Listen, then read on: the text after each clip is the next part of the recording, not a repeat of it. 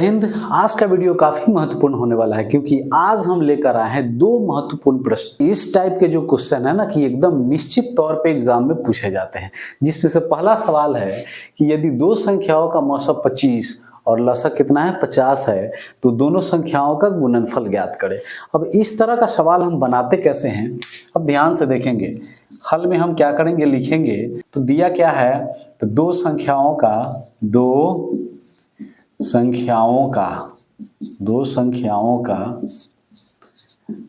मौसा बराबर कितना दिया हुआ है, तो ये 25 है। दो संख्याओं का मौसा कितना है 25 और लसा कितना है 50 तथा लौसा कितना दिया हुआ है, लौसा बराबर है 50। तो हमें ज्ञात करना क्या है, तो संख्याओं का गुणनफल ज्ञात करना है। तो संख्याओं का गुणनफल बराबर क्या हो जाएगा, तो संख्याओं का गुणनफल हमें क्या करना है, ज्ञात करना है, ये निकालना है। तो अब देखिए, तो इसके लिए क्या होता है, एक फार्मूला का यूज किया जाता है। अब वो सूत्र है क्या, तो होता है सूत्र कि पहली संख्या गुणे दूसरी संख्या बराबर लौसा गुणे मौसा, या दो संख्याओं का गुणनफल जो है ये बराबर होता है किसने, तो दोनों संख्याओं के लौसा और गुना दोनों संख्याओं के मौसा के ये बराबर होता है। तो यहाँ हम क्या लिखेंगे, लिखेंगे दोनों संख्याओं का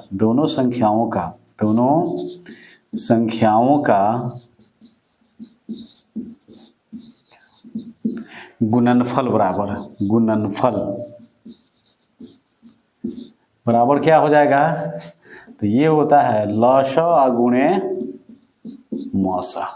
क्या होता है, लौसा गुणे मौसा, यानी कि दोनों संख्याओं का गुणनफल बराबर होता है किसके, तो दोनों संख्याओं के लौसा और गुणे दोनों संख्याओं के मौसा के। अब दोनों संख्याओं का लौसा कितना है, तो हम यहाँ दिख चुके हैं, क्या है ये 50 है और मौसा कितना है 25, और इस दोनों को हम आपस में गुना कर देंगे तो देखिए क्या आ जाएगा 1250, और यही हो गया इस सवाल का आंसर। अगला सवाल है कि 12, 18 और 30 के लसा और मौसा का अनुपात ज्ञात करें। तो इस सवाल को देखिए कितने आसान तरीके से बनाया जाता है। तो निकालना क्या है, 12, 18 और 30 का हमें क्या करना है, लसा और मौसा ज्ञात करना है। फिर उसका क्या करना है, हमें अनुपात निकालना। तो सबसे पहले तो 12, 18, 30 का हम क्या करेंगे, अभाज्य गुणनखंड लिखेंगे। तो सबसे पहले क्या लिखेंगे, 12 का अभाज्य गुणनखंड, 12 का अभाज्य गुणनखंड। और ये 12 का अभाज्य गुणनखंड क्या हो जाएगा, तो इधर हम गुणनखंड निकाल लेते हैं। 12 में हम 2 से भाग करेंगे तो 6, फिर 2 से भाग करेंगे तो कितना हो जाएगा 3, यानी कि इसका अभाज्य गुणनखंड 2 गुना 2 गुणे कितना हो जाएगा 3 हो जाएगा। फिर इसी प्रकार से 18 का हम अभाज्य गुणनखंड निकालेंगे। तो 18 का अभाज्य गुणनखंड क्या हो जाएगा, तो 18 का अभाज्य गुणनखंड निकालेंगे तो क्या करेंगे, 2 से ये 9 बार में डिवाइड होगा, फिर 3 से ये कितना बार में 3 बार में, यानी कि 2 गुना 3 गुना कितना हो जाएगा 3। ये 18 का अभाज्य गुणनखंड हो गया। अब हमें लिखना है किसका अभाज्य गुणनखंड, तो 30 का अभाज्य गुणनखंड।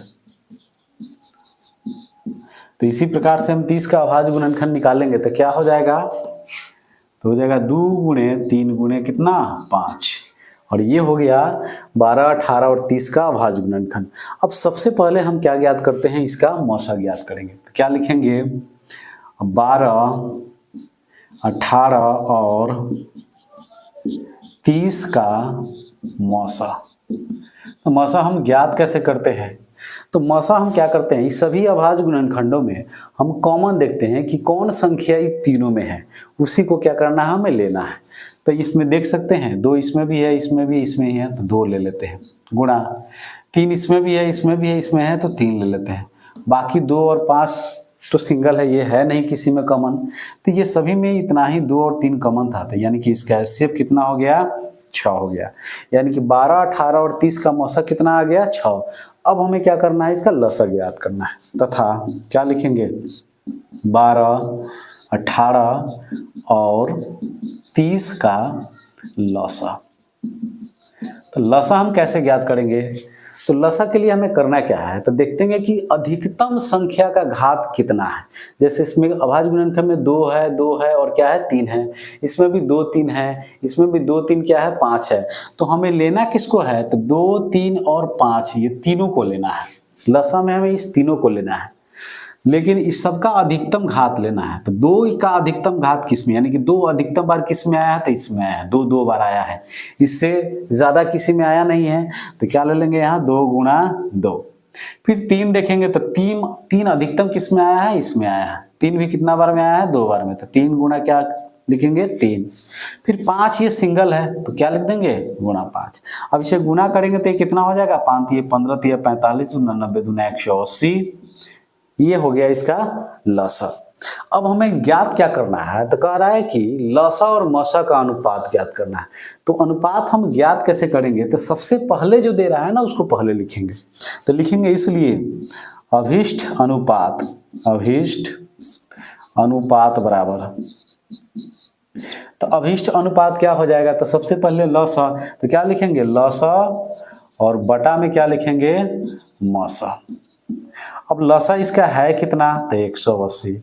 मसा कितना आया है, तो 6, यानी कि ये 30 बटा कितना हो जाएगा 1, क्योंकि ये 30 बार में डिवाइड हो जाएगा, नीचे कुछ नहीं बचेगा तो 1 है, यानी कि ये अनुपात आ गया 30:1।